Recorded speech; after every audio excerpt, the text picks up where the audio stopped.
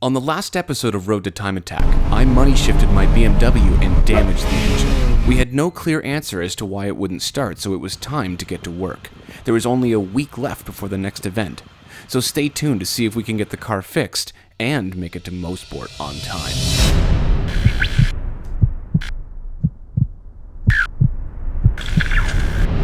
You joined us after we got the car back to my garage. Unfortunately, JRP was too far away for a tow, so this is what we had. Some of Team Pat had joined me to start removing the head, so we could see the damage. We realized the engine was probably coming out, so we removed the front clip too. I've never done this before, so naturally, everything was an adventure.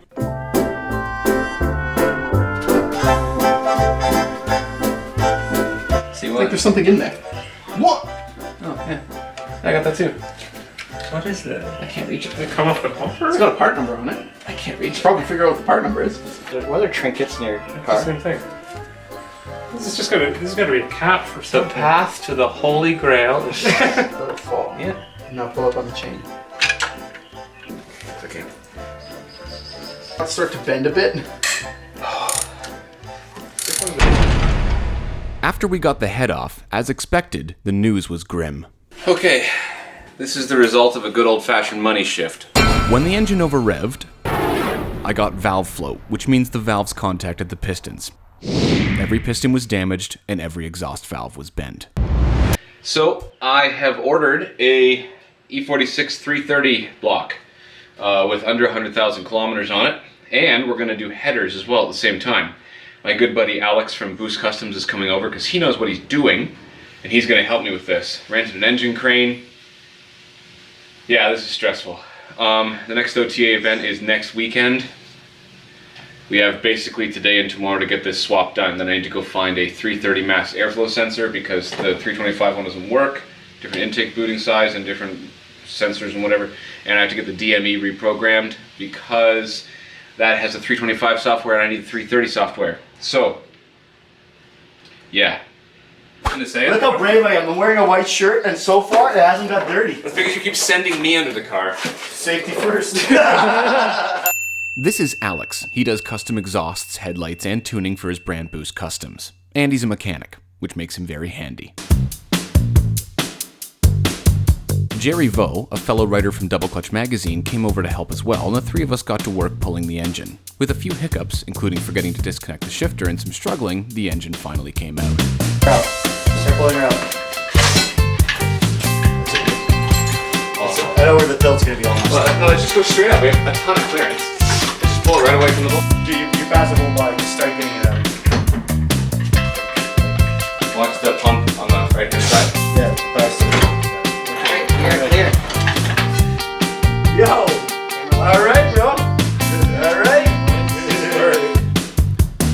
We pulled off the transmission, clutch, and flywheel and then reinstalled them on the new 330 engine. At this point, Alex's girlfriend Katie was nice enough to stop by and help as well. Things were going smoothly at this point, but that wouldn't last. Okay, so we had a little bit of a catastrophe. We had a broken engine mount. So I just ran to an hour away from here, got a new engine mount, well, a new old engine mount, and we're gonna put that in. This is the new 330 block right here. And we are going to put in some headers. Ha! eBay headers. How much these cost again, I say? $200. $200 or something ridiculous like that. Incredibly cheap. And right now we're just removing some caps from the exhaust manifold that they put in to keep the water out. Yeah, so. Or to keep it inside. This is exactly 1,000,000 times easier to install if you do it with an engine floating in the air than it would be in the car. Because getting the bolts out of the exhaust manifold is a pain, and they're in a really awkward spot. Plus, it's gonna be a nice picture opportunity when you put them on. Yeah. Victor Rains. I want to meet this Victor Rains guy. Yeah, who is he? He makes stuff. Yeah, it's pretty cool. Yeah. Oh, look at that. Ooh. Shiny. Okay, so That looks right. No, yeah, I know, but just they don't have the holes for them, right? Where's the other one? Right here. Right. No, it was right here. It was right here. It's not a surprise. Have you seen this place? Where did we? Wow! Just a little bit of a hiccup. Oh, it's. Wow! Wow! I mean, just a little bit of a hiccup. Edit that out. Edit that out.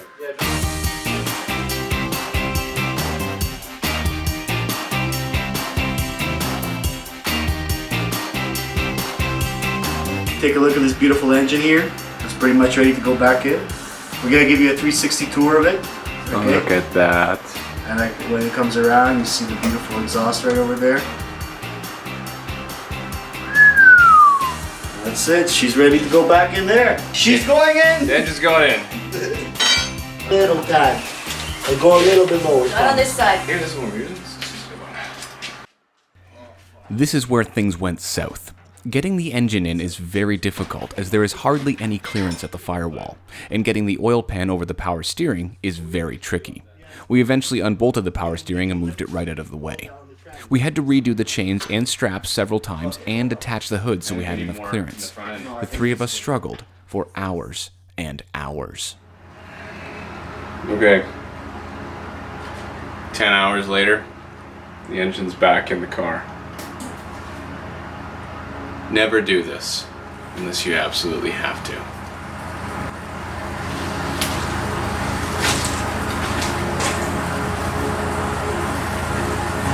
There's a June bug stuck in the bucket. I'm going to bed.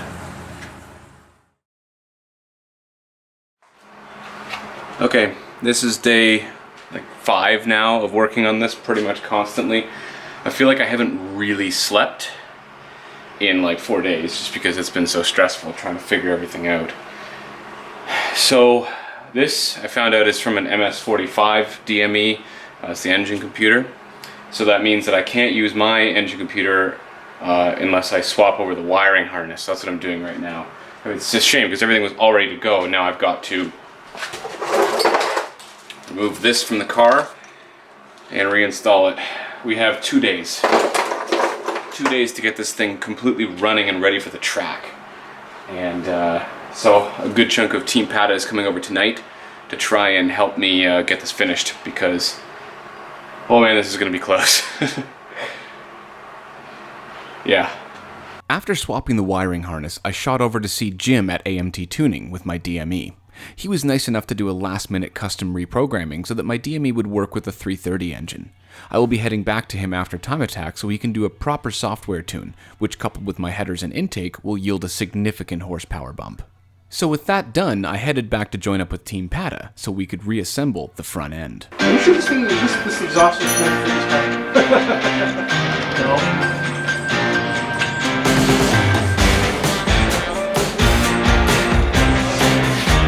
How can you do that?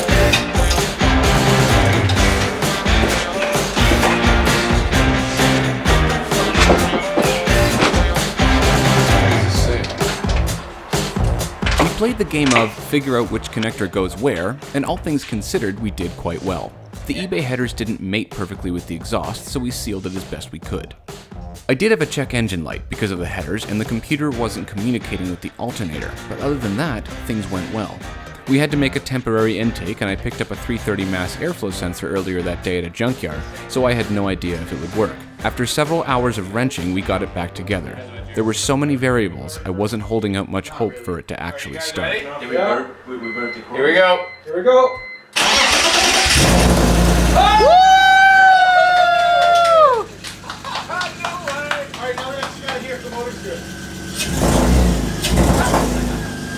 That's misfiring. What? That's misfiring. There, it's better now. It's getting better.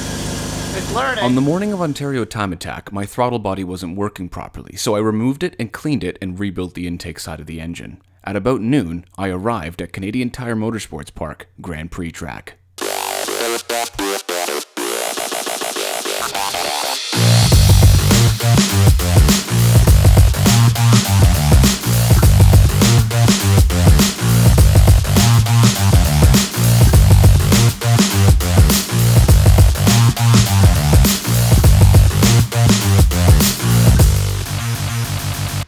I got there just in time for Colin to instruct me and show me around Mosport, one of the fastest tracks in North America. My car was running beautifully, and now it was loud.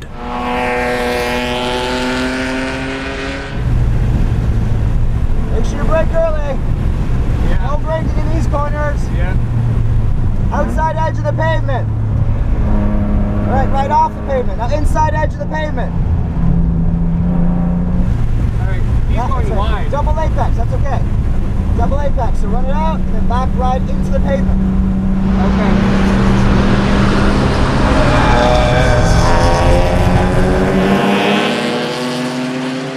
I needed tuition at the infamous turn 2. The entry is blind and there is a massive elevation drop. You absolutely cannot lift. Right now. All right, use the throttle, balance the car down the hill.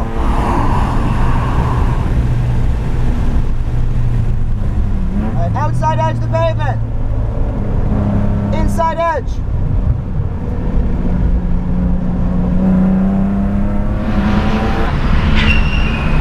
This section isn't very scary. The turn 2 is. It is, yeah, exactly.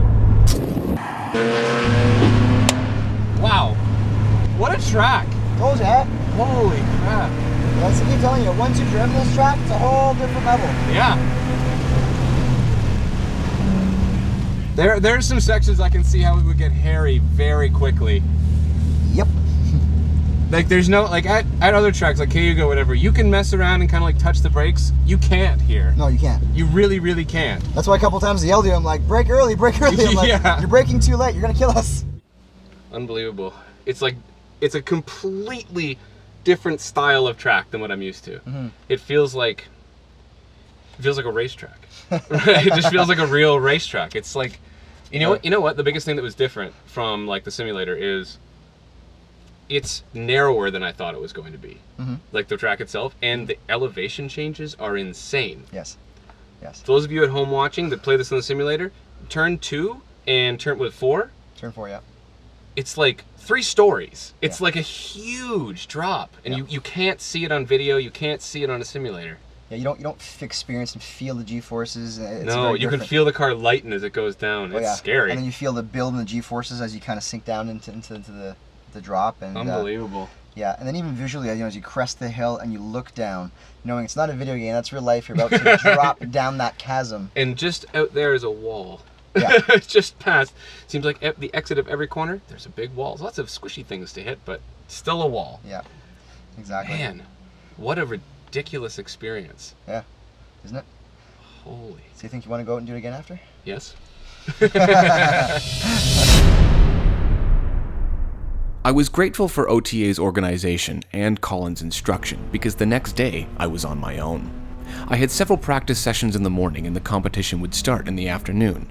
Because of my engine swap, I was now running in GT3 class, which puts me up against cars like modified BRZs, RX-8s, and Honda S2000s, so I needed to start pushing. The car was feeling amazing. I was enjoying the new power that I had from the 330 motor and headers. The HSD coilovers were keeping the tire temperatures even, and the StopTech brakes had no issues dealing with scrubbing off the high speeds. I was starting to feel confident, and I was tackling turn 2 full on. Until... Okay, it is raining out, and we are going out for a practice session. Not sure how I feel about that. Just gonna take it really easy. Brake super early. Just talking to a guy I just met there. He's driving an E46 328. He doesn't have ABS. I wouldn't want to be that guy. So we have to go windows down so that we can point people by for passing. So I'm gonna get wet. But I've got this racing suit, so I don't have to worry about that. I can just wash it later. And it dries out pretty quickly, actually. I got this at JRP. This is a Sparco suit, and it's totally fireproof. So it's, I don't really need it. I'm not driving a full-blown race car, but I mean, I'd rather have it and not need it than need it and not have it, if you know what I mean. So, getting pretty excited to see what Mosport is like in the wet.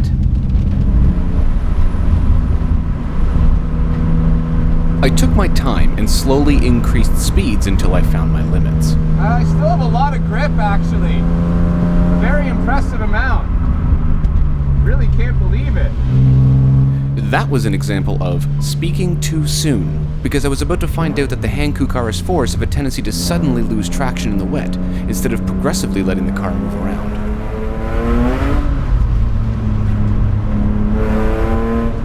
Whoa! Okay. Gonna take it easy now. The Grand Prix track wasn't done with me yet, and Turn 2 tried to take a bite out of my car as well.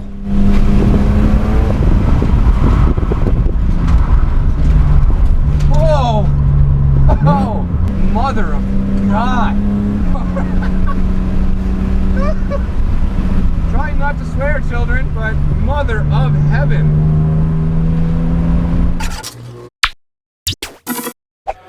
Before we went out for the time trials, we had a driver's meeting. Very cleverly, OTA organizes the car so that during your timed runs you will never pass or be passed, and you are spaced out enough on a track like this that you feel like you have the whole thing to yourself.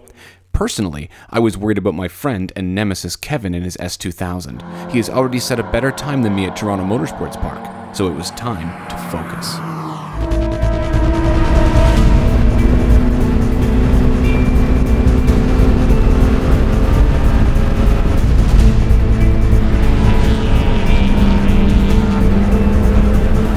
We had several timed sessions, but this was my best. I put everything I learned to use and took as much in the blind braking zones as I dared. I knew Kevin was hot on my heels.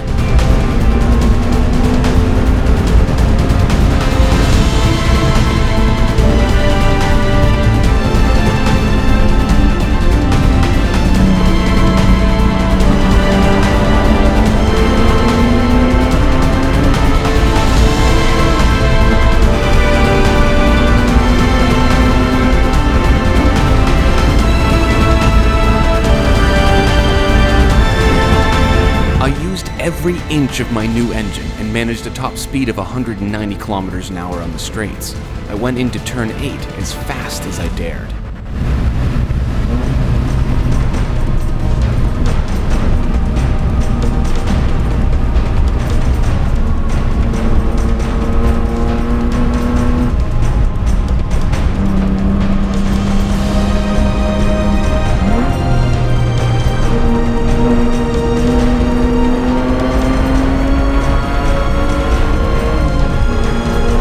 Best time in practice was 1 minute 50, and I had just set a 1:47.0.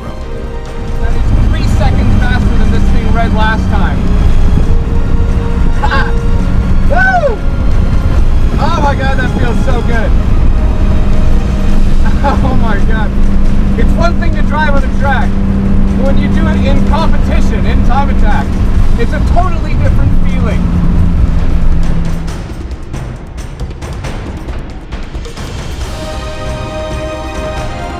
That time held me in second place for a few sessions, but by the end of the day, I was down to 4th. I just squeaked by Kevin, but I had a feeling he was going to best me at the next event, which was at his home track.